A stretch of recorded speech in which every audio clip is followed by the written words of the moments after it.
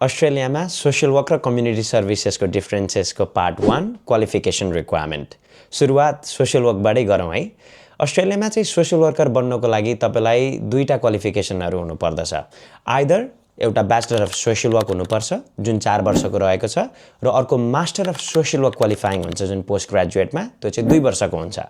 Master of social work क्वालिफाइङको direct entry चाहिँ तपाईले अन्डर ग्रेजुएट जुन चाहिँ ब्याचलर्स डिग्रीमा 8 वटा सोशल साइन्स सब्जेक्ट्स पढ्नु भएको छ भने पाइँदैन। त्यही भएर एजुकेसन प्रोभाइडरहरूले विभिन्न ब्रिजिङ पाथवेहरू अफर गर्छन्। 6 महिनादेखि लिएर 1 वर्षसम्म जान सक्छ ग्रेजुएट सर्टिफिकेट अथवा ग्रेजुएट डिप्लोमा, अनि मात्रै master of social work qualifying पढ्न पाइन्छ।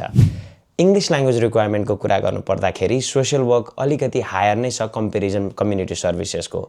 अहिले नर्मल्ली नै एडमिसन रिक्वायरमेन्टमा आइएल्सको एकाडेमिकमा मिनिमम पनि 7 ओभरअल र हरेक ब्यान्डमा 7 ल्याएको हुनुपर्दछ र पढाइ सकिसकेपछि स्किल एसेसमेन्ट गर्नको लागि भने अस्ट्रेलियन एसोसिएसन अफ सोशल वर्करले मिनिमम पनि 7 ओभरअल र 7 इच ब्यान्ड नै खोज्छ र अरू कुनै पनि इङ्ग्लिस ल्याङ्ग्वेज टेस्टहरू एक्सेप्ट गर्दैन। त्यो कुराहरू ध्यान दिनुपर्छ तपाईले।